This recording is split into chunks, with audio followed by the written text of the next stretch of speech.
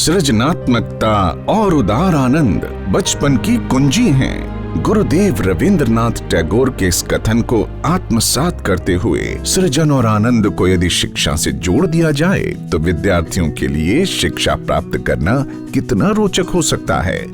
मध्य प्रदेश की सतत एवं व्यापक अधिगम तथा मूल्यांकन यानी continuous and comprehensive learning and evaluation शिक्षण पद्धति शिक्षा की ऐसी ही एक परिकल्पना है जो विगत 6 वर्षों से प्रदेश के स्कूलों में सफलतापूर्वक लागू की गई है। राष्ट्रीय शिक्षा नीति 2020 के आने के बाद अब CCLA शिक्षण पद्धति को इस वर्ष से परिवर्तित स्वरूप के साथ स्कूलों में लागू किया जा रहा है। CCLA के इस नए स्वरूप में विद्यार्थियों के लिए 21st century skills and PISA जैसे अंतर्राष्ट्रीय मानकों का विशेष ध्यान रखा गया है। हमें अगर बच्चों को होलिस्टिकली डेवलप करना है तो हमें उनमें उनके अंदर 21st सेंचुरी लर्निंग स्किल्स जो हैं क्रिएटिविटी, कम्युनिकेशन, क्रिटिकल थिंकिंग और कोलैबोरेटिव लर्निंग, इन स्किल्स को डेवलप करने की आवश्यकता है। इसमें जो इम्पॉर्टेंट चीज़ें हैं वो ये हैं कि साइंटिफिक लिटरेसी हो, फाइनेंशियल लिटरेसी हो, इसके अलावा बच्चे अपने आसपास जो चीज़ें हैं उनसे सीखें। और इसके बाद जो गतिविधियां हैं वो स्कूलों में बराबर हर शनिवार को की जाएं।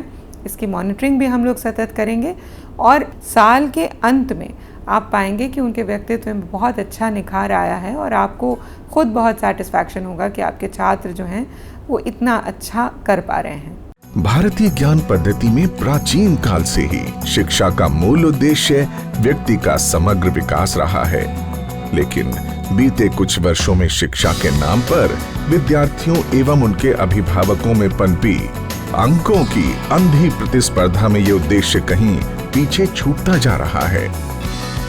इसे एक कहानी से समझने की कोशिश करते हैं। मोहित अपने परिवार का इकलौता लड़का है जो आज एक प्रतिष्ठित कंपनी में इंटरव्यू के लिए आया है। अंकों के मामले में मोहित का एकेडमिक रिजल्ट बहुत अच्छा रहा है। एकेडमिक अंकों के इस हिसाब से देखा जाए तो आज यहां मोहित का सिलेक्शन होना लगभग तय है। लेकिन ये क्या, मोहित को तो डिस्क्वालीफाई कर दिया गया है। इतने अच्छे एकेडमिक अंकों के बाद भी इंटरव्यू के लिए आए कैंडिडेट्स की परफॉर्मेंस लिस्ट में मोहित का नाम बहुत नीचे आया है और स्कूली मार्कशीट्स में हमेशा अच्छे अंक लाने वाला मोहित आज उदास मन से खाली हाथ जा रहा है। अब सवाल यह है कि ऐसा हुआ क्यों?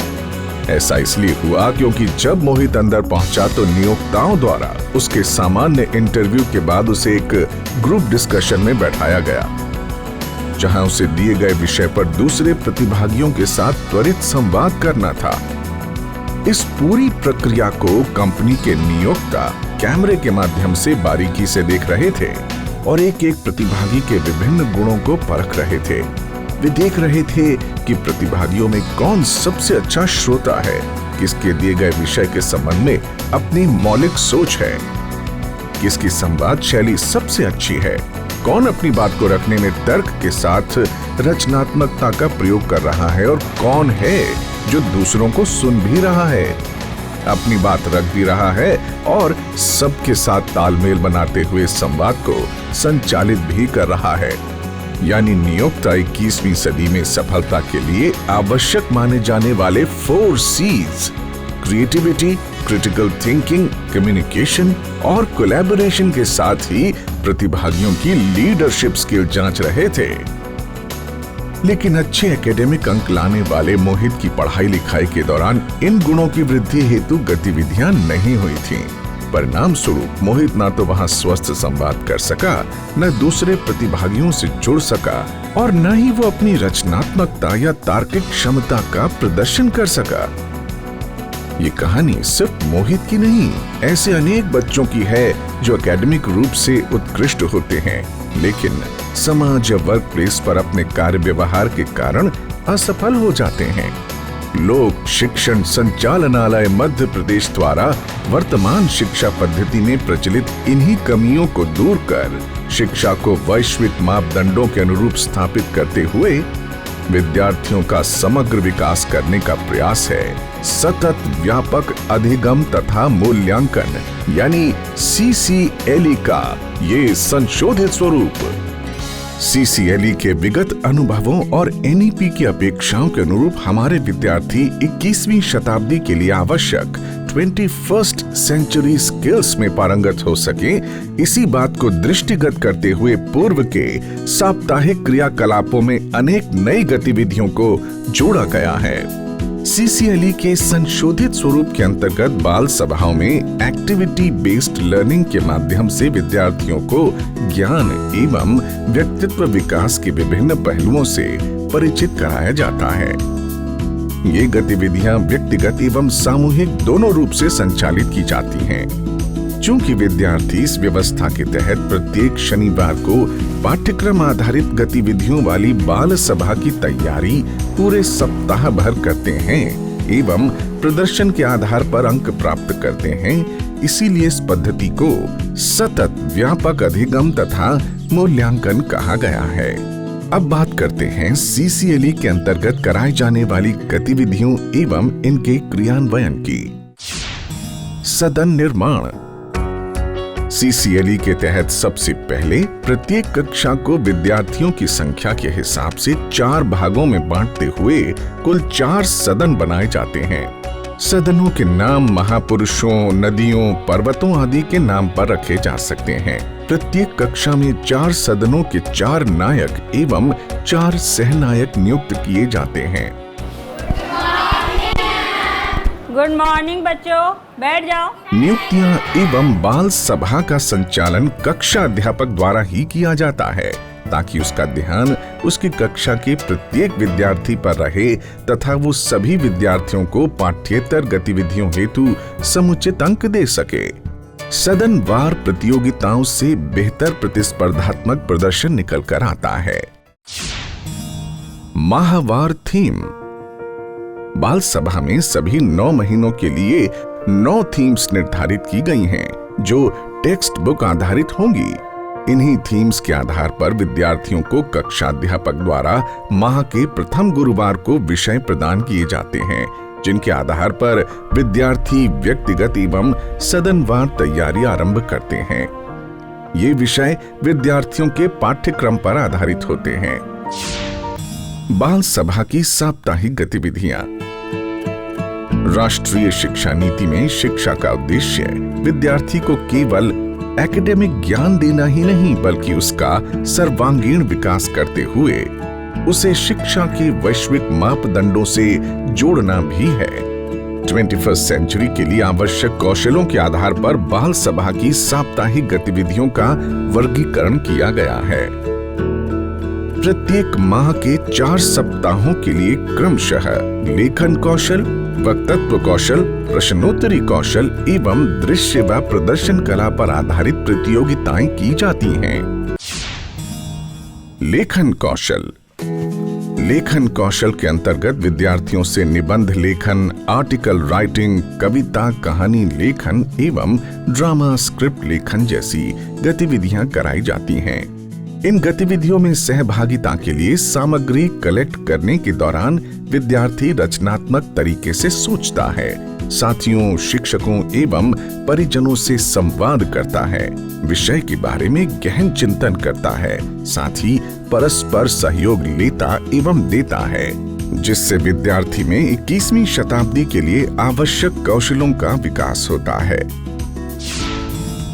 वक्तृत्व कौशल।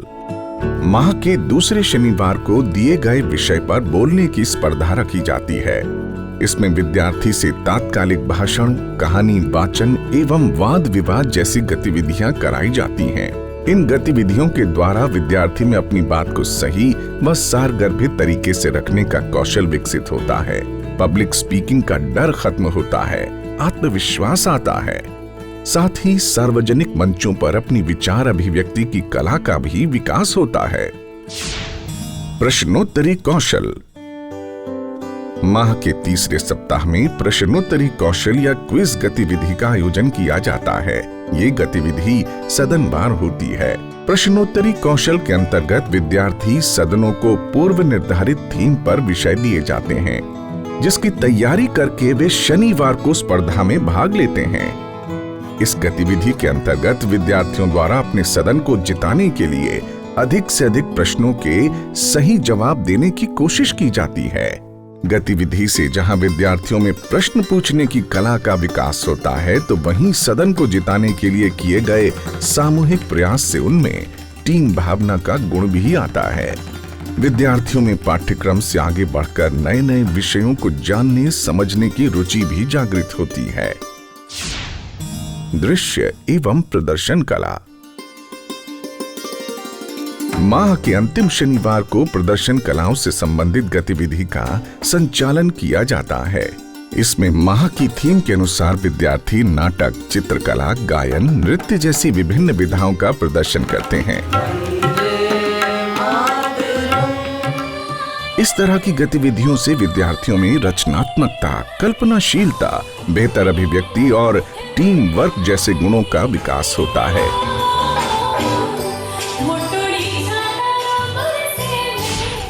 मूल्यांकन। बाल सभा की गतिविधियों में भाग लेने वाले विद्यार्थियों के प्रदर्शन का मूल्यांकन प्रत्येक सप्ताह किया जाता है। व्यक्तिगत एवं सदनवार अंकों के आधार पर प्रतिमाह सर्वसम्मति से अग्रणी सदन एवं वर्ष के अंत में विजेता सदनों की घोषणा की जाती है एवं पुरस्कृत किया जाता है। साथ ही व्यक्तिगत स्पर्धा में अधिकतम अंक प्राप्त करने वाले सभी सदनों के 10% विद्यार्थियों को भी पुरस्कृत किया जाता है। स्कूली शिक्षा सिर्फ रटंत न होकर उद्देश्यपरक बने एवं विद्यार्थी किताबी ज्ञान के साथ ही व्यावहारिक ज्ञान प्राप्त कर 21वीं शताब्दी के अनुसार आने वाले जीवन के लिए तैयार हो सकें। इसी उद्देश्य के साथ लोक शिक्षण संचालनालय मध्य प्रदेश CCLE की इस उत्कृष्ट अवधारणा को मूर्त रूप देने जा रहा है। इस प्रशिक्षण में आए हुए सभी टीचर्स से जिला शिक्षा अधिकारी, प्रिंसिपल सबसे अनुरोध है कि इस ट्रेनिंग में एक्टिवली पार्टिसिपेट करें, क्योंकि अगर आप ट्रेनिंग ठीक से लेंगे और जो आपको यहाँ बताया जा रहा है तो वो बच्चों को तक ठीक से ट्रांसमिट होगा, तो हमारा ट्रेनिंग सफल होगा। हम इस जो ट्रेनिंग प्रोग्राम है, इसमें हम इन स्किल्स को डेवलप करने, बच्चों में कैसे डेवलप किया जाए, इसके बारे में आप लोगों को बताया जा रहा है। आशा है इसे आप ठीक से समझेंगे, सीखेंगे और इसे ट्रांसमिट करेंगे बच्चों तक। जैसा कि कहा जाता है कि शिक्षक सभ्य समाज के निर्माता होते हैं, इसलिए राष्ट्र निर्माण में आप शिक्षकों की भूमिका सर्वोपरि है।